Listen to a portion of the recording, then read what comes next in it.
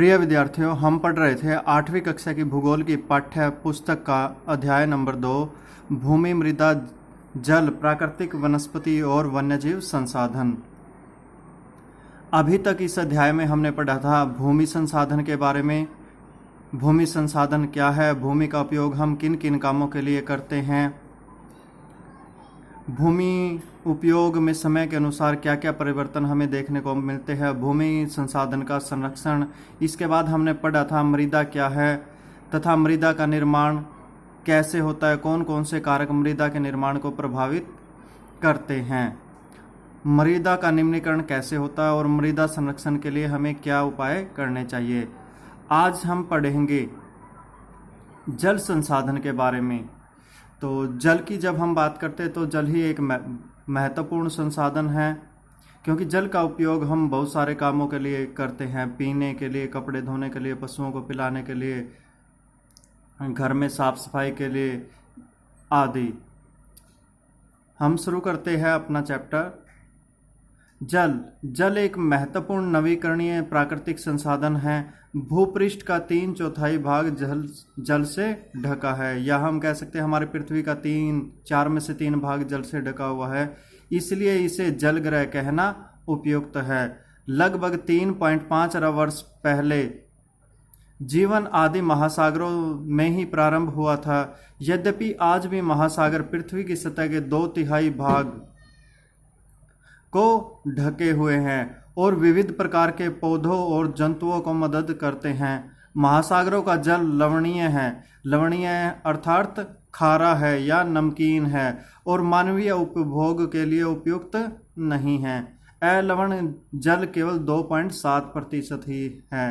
अलवणीय जल का अर्थ है जो पीने योग्य जल हम कह सकते हैं, या जिसे ताज़ा जल कह सकते हैं, या मीठा जल भी कह सकते हैं, जो हम पीने के लिए उपयोग करते हैं। इसका लगभग 70% भाग बर्फ की चादरों और हिमानियों के रूप में अंटार्कटिका, ग्रीनलैंड और पर्वतीय प्रदेशों में पाया जाता है। अब यहाँ पर बात हो रही है किसकी? जो अलवणीय जल है 2.7, इसको अगर हम 100 मान ले तो इसका 70% जो भाग है वो बर्फ के रूप में हिमानियों में हम कह सकते हैं। हिमानी अर्थात जो पहाड़ी क्षेत्रों के अंदर जो बर्फ़ की नदियां होती हैं या बड़े बड़े बर्फ़ में जो जमा हुआ होता है। अंटार्कटिका जो हमारा महाद्वीप है, दक्षिणी ध्रुव, वहाँ पर ग्रीनलैंड उत्तरी ध्रुवीय जो क्षेत्र है, या पर्वतीय जो ऊंचाई वाले जो प्रदेश हैं वहाँ पर पाया जाता है।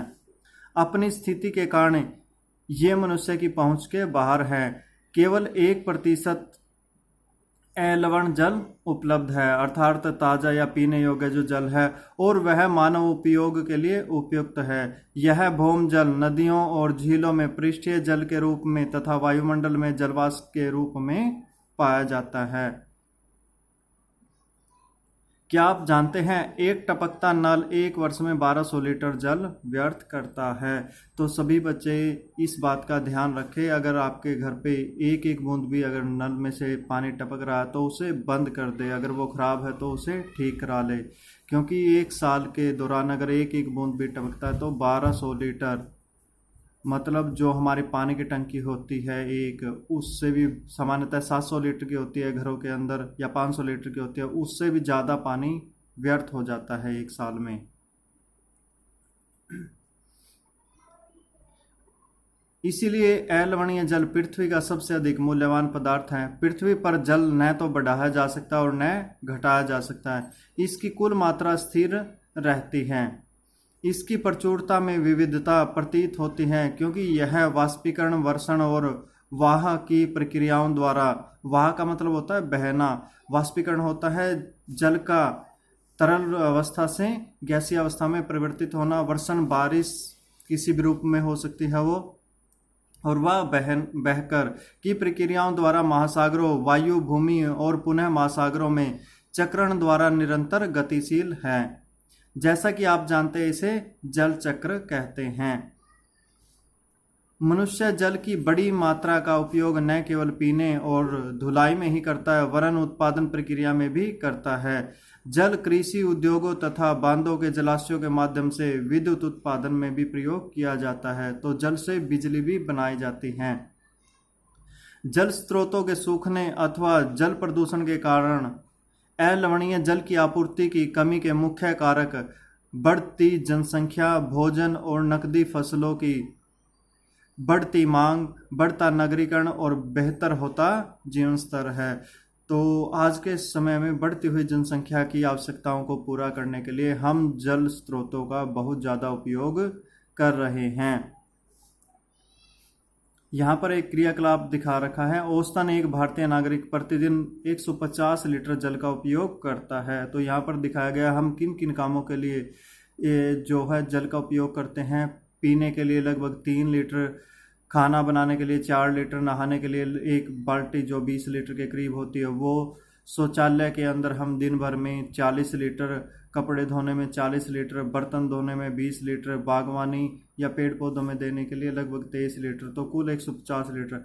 क्या आप इस उपयोग को कम करने के तरीके सोच सकते हैं? तो बहुत सारे ऐसे तरीके हैं जो आप सोच सकते हैं और उनको अपना सकते हैं। क्या आप जानते हैं, क्या आपने जल बाजार के बारे में सुना है? सौराष्ट्र गुजरात का ही एक हिस्सा है, या भौगोलिक हम कह सकते हैं क्षेत्र है, गुजरात के अंदर है। सौराष्ट्र प्रदेश में 1.25 लाख जनसंख्या वाला अमरेली शहर पास के तालुकों से पानी खरीदने के लिए पूर्णतः निर्भर है। तो जो आसपास का इलाका है वहाँ से ये जो अमरेली शहर है ये पानी खरीदता है। अब हम बात करते हैं जल उपलब्धता की समस्याओं की। विश्व के कई प्रदेशों में जल की कमी है। अधिकांश अफ्रीका, पश्चिमी एशिया जिसमें सऊदी अरब, ईरान, इराक आदि देश आ जाते हैं, दक्षिण एशिया जिसमें भारत, पाकिस्तान, बांग्लादेश, श्रीलंका, पश्चिमी संयुक्त राज्य अमेरिका के भाग, उत्तर पश्चिमी मैक्सिको, दक्षिण अमेरिका के भाग और संपूर्ण ऑस्ट्रेलिया अलवणीय जल की आपूर्ति की कमी का सामना कर रहे हैं। ये देश ऐसे जलवायु प्रदेशों में स्थित है जहां अक्सर सूखा पड़ता है या बारिश जहां पर बहुत कम होती है। उनमें जलाभाव की अधिक समस्या बनी रहती है, मतलब जल की कमी रहती है। इस प्रकार जल का अभाव मौसमी अथवा वार्षिक वर्षण में विविधता के परिणाम स्वरूप हो सकता है, अथवा अति उपयोग और जल स्रोतों के संदूषण के कारण भी जल का अभाव हो सकता है। अगर हम बिना सोचे समझे जल का उपयोग करेंगे तो उसके कारण जल का अभाव हो सकता है। यहाँ पर एक चित्र दिया गया, चित्र 2.8। यमुना नदी वाहित मल, औद्योगिक बहिस्त्राव एवं कचरे के कारण प्रदूषित हो रही है। क्योंकि आज के समय में जो नदियाँ हैं उनका जल पीने योग्य नहीं रहा। क्यों? क्योंकि उनके अंदर शहरों से जो गंदगी निकलती है, जो औद्योगिक क्षेत्र है, उनका जो खराब जल है, केमिकल युक्त जल है, वो नदियों में डाल दिया जाता है, जिसके कारण इनका जो जल है वो खराब हो रहा है। अब बात करते हैं हम जल संसाधनों का संरक्षण। तो हम किस प्रकार इनका संरक्षण कर सकते हैं? आज के विश्व में शुद्ध तथा पर्याप्त जल स्रोतों तक पहुंचना एक बड़ी समस्या बन गई है। इस अक्षीण होते संसाधन के संरक्षण के लिए कदम उठाने चाहिए। यद्यपि जल एक नवीकरणीय संसाधन है, तथापि इसका अति उपयोग और प्रदूषण इसे उपयोग के लिए अनुपयुक्त बना देते हैं। अशोधित या आंशिक रूप से शोधित वाहित मल, कृषि रसायनों का विसर्जन और जल निकायों में औद्योगिक बहिस्त्राव जल के प्रमुख संदूषक है। ये वो बता रखा है जिनके कारण जल का प्रदूषण होता है, ये वो कारण हैं। इनमें शामिल हैं नाइट्रेट धातुएं और पीड़कनाशी जल को प्रदूषित कर देते हैं। इनमें से अधिकांश रसायन अजैव निम्नीकरण होने के कारण जल द्वारा मनुष्य शरीर में पहुंच जाते हैं। इन प्रदूषकों को जल निकायों में छोड़ने से पूर्व बहिस्त्राव को उपयुक्त विधि से शोधित करके जल प्रदूषण नियंत्रित किया जा सकता है। अर्थात अगर जो खराब जल है उसमें से अगर हम अशुद्धियाँ अलग करके फिर उसे नदी के अंदर डालते हैं तो उससे जल प्रदूषण बहुत कम होगा।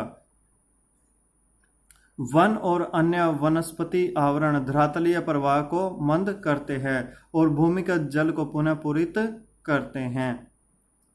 जल संग्रहण पृष्ठीय प्रवाह को बचाने की दूसरी विधि है। जल रिसाव को कम करने के लिए खेतों को सिंचित करने वाली नहरों को ठीक से पक्का करना चाहिए। तो इस पैराग्राफ में हम जल को किस प्रकार बचा सकते हैं उसके बारे में बताया गया है। यहाँ से आप नोट कर सकते हैं जल संरक्षण के उपाय। रिसाव और वाष्पीकरण से होने वाली जल क्षति को रोकने के लिए रोकने के लिए क्षेत्र की स्प्रिंकलों से सिंचाई करना, जो फुहारा टाइप होते हैं, यहाँ पर दिखा रखा है जो इस चित्र में, अधिक प्रभावी विधि है। वाष्पीकरण की अधिक दर वाले शुष्क प्रदेशों में सिंचाई की ड्रिप अथवा टपकन विधि बहुत उपयोगी होती है। सिंचाई की इन विधियों को अपनाकर बहुमूल्य जल संसाधन को संरक्षित किया जा सकता है। तो विद्यार्थियों, ये तो बुक के अंदर कुछ तरीके बताए। इसके अलावा आप भी अपने पेरेंट्स से पूछकर या आप सोचकर भी बहुत सारे तरीकों से जल को बचा सकते हैं।